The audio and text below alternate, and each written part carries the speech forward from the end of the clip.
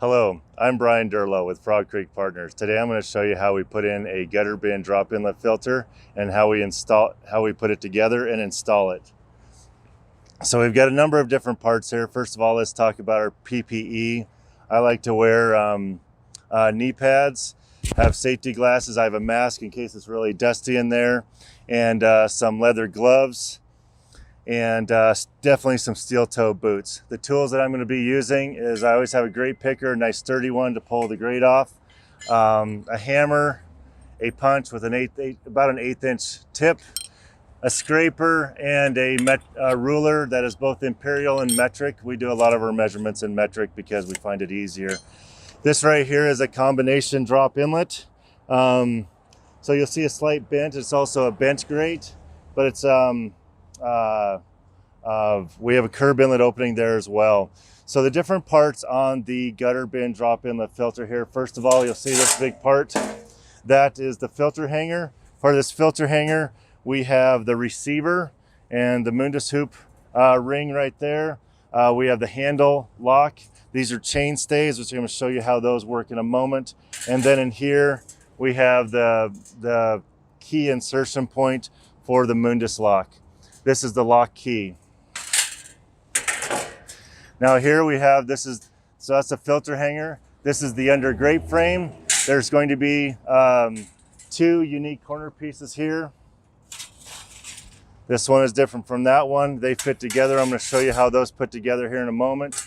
And because this is a bench grate, we have these portions right here because they are bent. They're going to join these 2 on the long axis right there. Normally, if it's a flat grate, we will not have these. And then we have 4 pieces of stainless steel chain right there. So let's go ahead and put this together. Let's start out with the filter hanger. Now, pretty much all hammer tabs you want to press down, except for the slider tabs, which I'll show you in a minute. But I take this, and I'm just going to press that down a little bit. Press it down so it's about 3/4 of an inch away. All 4 of those, like that. Then I take one end of the chain and I flick it over that right there on all 4 sides.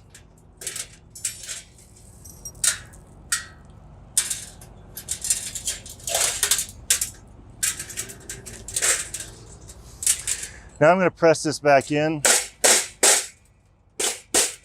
You can use that.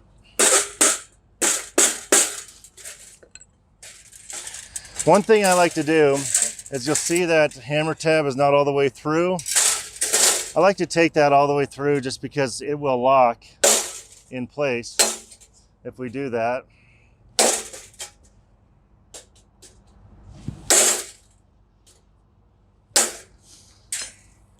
Then I'm going to take my same punch, just kind of bend those back up in there, and I'm going to show you why we bend those back up on themselves here in a moment. And we got a little bit, there we go. And I'll feed these through the holes.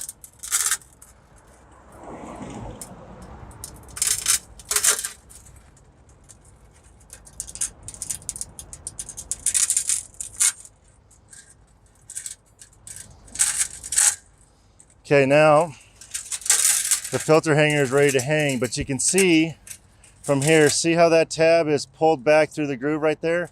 So if this chain, we've got hundreds of pounds of sediment or grossness right in there, that filter hanger is going to see a lot of weight. And then as that pulls, the tighter this gets, the harder that's going to lock on there. So I'm going to set this aside right now. That is ready. Now we're going to put together the UGF, the under grate frame. Set those aside. I'm not going to put the vac truck friendly, I'm not going to install the vac truck friendly. I do want to show you one more thing on here. Here are the opening for these locks. So I take this punch again and I hit it right on top there. See, there's a small square. Hit it right on top. And that just opens up like that. And that will come right out of there. And then the lock, sometimes it's easier if you come in from the back, that way you can grab it. So now that lock, you can take that out, put in your shirt pocket so it doesn't get in the storm drain. Now with this, watch this. So this lock here, you can put that right in. It goes in sideways first, and then you rotate like that. So that when we put that bag in there, that's gonna lock that bag in there so it won't get sucked up by the vacuum truck. So when you're knocking this tab out, come in from the back end. A little bit easier. Okay, so the UGF, the undergrade frame. We have 4 corner pieces and then 2 bent pieces. These are gonna be like this. Now all of these, every hammer tab, these are the hammer tabs right here. That's a hammer tab, that's a hammer tab, that's a hammer tab.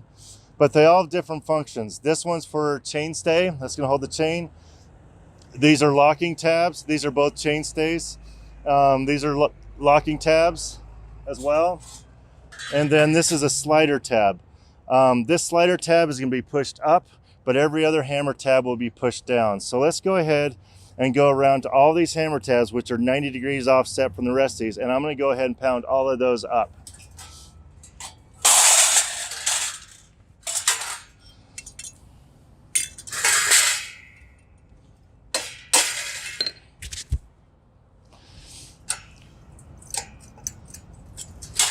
So see, that one's up. And I try to make it 90 degrees straight up and down. Now there's another one over here.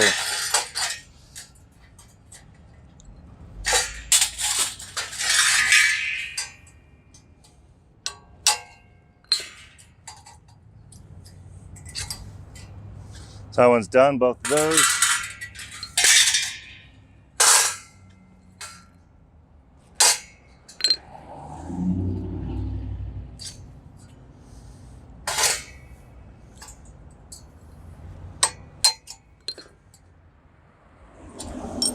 Okay, good. So those are up. Now we also, because this is a bent grade again, we've got some slider tabs on these little pieces, so I'm gonna knock those up as well.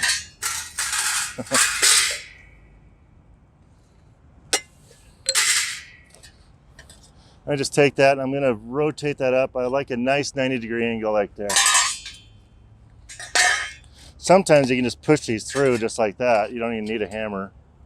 Just go like that. Okay, now those slider tabs are up. I'm going to push these ones down. Now these are the chain stays. Now this piece is going to go right here. So there's going to be some overlap right there. Because of that, there's 2 chain stays. I tend to always push the one that's on the long axis down, just so it doesn't get in the way of this. It's very easy. So I just take that one, push that down a little bit. There's another one right here. This is going to be the long axis, so I'm going to push that down. This is where our chain's going to come up and around. Again, here's a long axis. Push that down just a little bit. And then one more right here. Okay, now we can start putting these things together.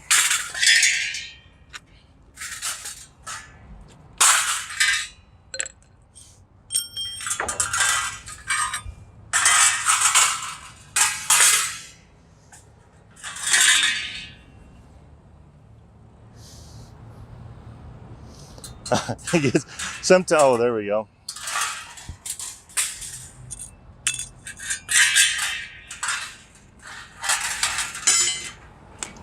Make a nice clean workspace. Okay, so I'm gonna start with these smaller pieces first.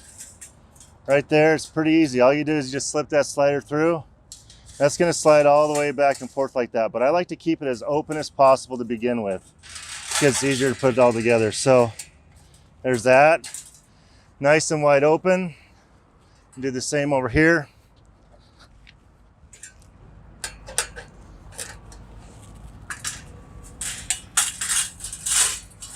Okay, so that's all together. I'm gonna put the long pieces.